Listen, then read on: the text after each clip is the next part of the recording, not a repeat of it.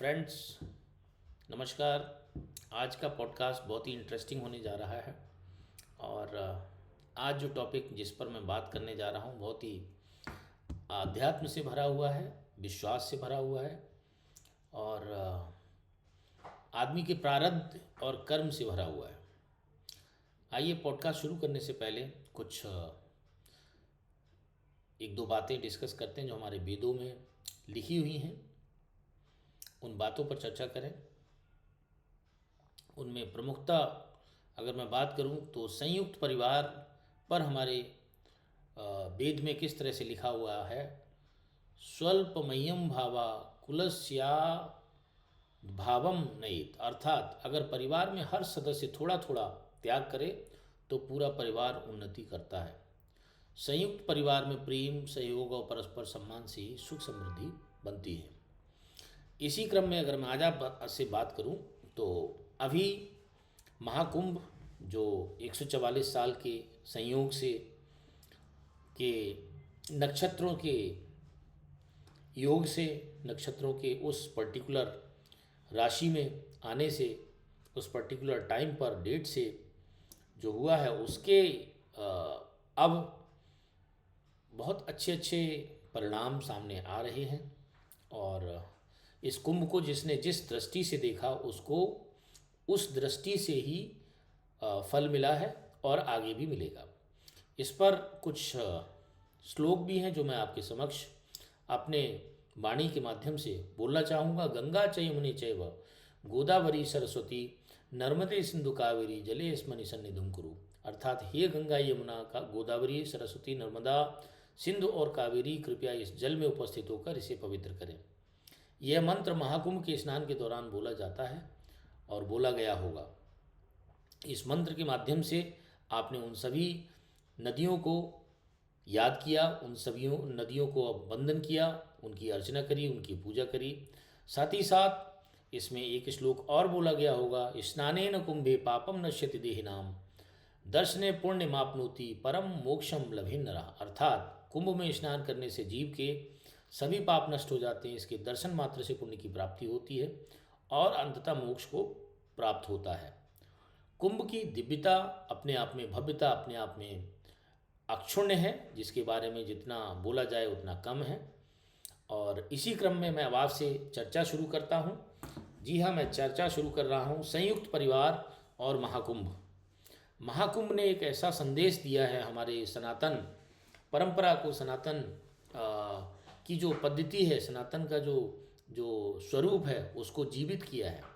और इसी क्रम में अगर मैं बात करूं तो एक नाम अभी निकल के आ रहा है, वो नाम है पिंटू मेहरा का। पिंटू मेहरा जिनकी उम्र मात्र 27 साल है। 27 साल का एक ऐसा युवक जिसके फादर की डेथ हो जाती है 2018 में। उनकी माता का नाम शीलावती है और वाइफ का नाम सुमन है। ऐसे व्यक्तित्व जो पिंटू मेहरा जिनकी मात्र 27 साल उम्र है, इनके दिमाग में महाकुंभ को लेके जो सेवा भाव आया वो अलग ही था। कुंभ को, महाकुंभ को जिसने जिस दृष्टि से देखा उसको उस दृष्टि से में फल मिला है। तो ऐसे ही पिंटू मेहरा की जो आज कहानी मैं आपसे शेयर करने जा रहा हूँ, उस कहानी में उनका त्याग है, उनका आत्मविश्वास है, उनका संयुक्त परिवार का योगदान है। वो करीब 100 लोगों का 100 नाविकों की फैमिली का एक परिवार है जो बेसिकली जो नाविक परिवार हैं प्रयागराज के, उनका 100 लोगों की पूरी फैमिली है। इसमें पिंटू मेहरा ने एकजुटता लाने में सबको एक प्लेटफॉर्म पर लेके आए और फिर उन्होंने 130 बोट्स परचेज की। और इन 130 बोट्स में कुछ मोटर बोट थी, कुछ नॉर्मल बोट थी और सारी 130 बोट से लैस होके वो महाकुंभ में अपनी सर्विसेज को देने लगे। इन 130 बोटों को परचेज करने में इनके घर के बहुत सारे ज्वेलरी, बहुत सारे गहने, आभूषण, वो सब गिरवी रख गए और इन्होंने एक भक्ति भाव से, एक सेवा भाव से लोगों की सेवा की।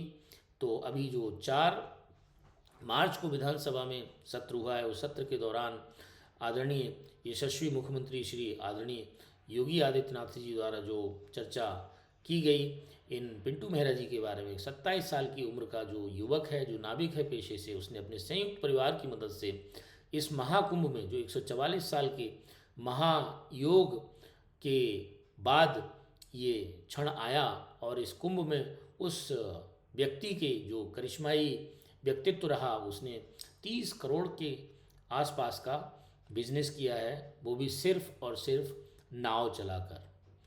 दोस्तों, ये पॉडकास्ट करने का मेरा मन सिर्फ और सिर्फ इसलिए हुआ कि अगर इंसान सोच ले कि उसे सेवा भाव में किस लेवल तक जाना है, किस लेवल की सेवा करनी है, तो मुझे लगता है सक्सेस उसको फॉलो करती है। और हमें इस चीज़ का अध्ययन करने की ज़रूरत है। जब हमारे आसपास कोई अवसर आता है, कोई अपॉर्चुनिटी आती है, तो उस अपॉर्चुनिटी का हम कैसे स्वागत करते हैं, कैसे उस अपॉर्चुनिटी की ओर बढ़ते हैं, कैसे देखते हैं, उसको कैसे परसीव करते हैं।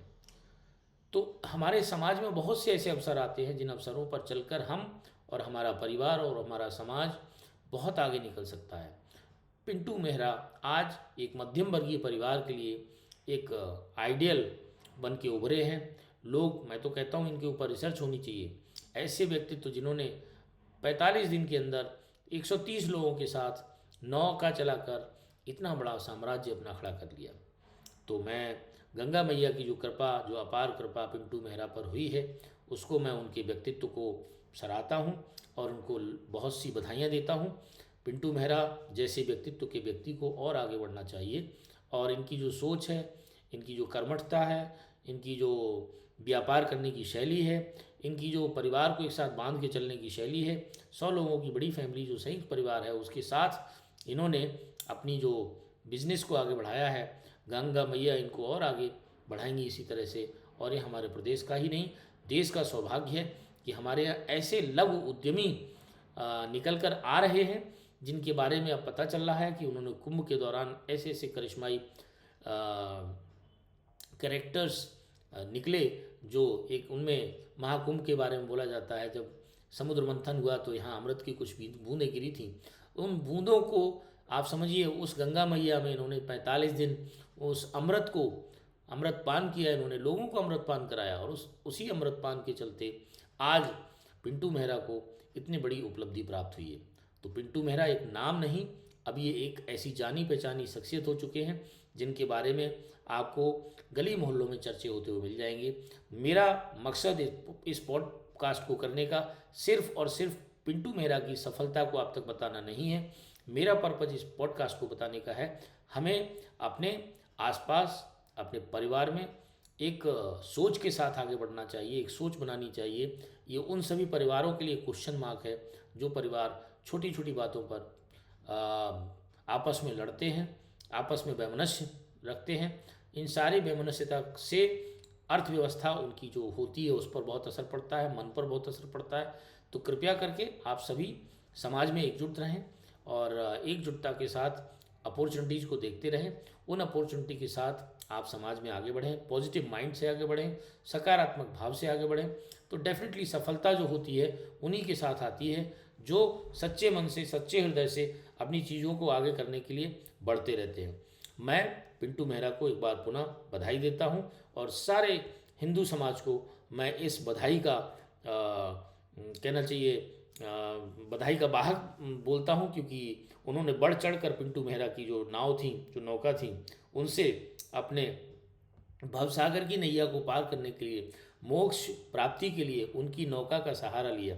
भगवान राम ने भी, रामायण में आता है, जब भगवान राम अयोध्या छोड़कर वन की ओर जाते हैं तो केवट संवाद में बड़ा स्पष्ट आता है, और उसमें केवट संवाद में लिखा हुआ है, केवट भगवान राम उनको देते हैं दक्षिणा के लिए, तो वो कहते हैं प्रभु आप मुझे, मैं आपसे दक्षिणा नहीं लूँगा, मैं दक्षिणा लेने के लिए काबिल नहीं हूँ आपसे।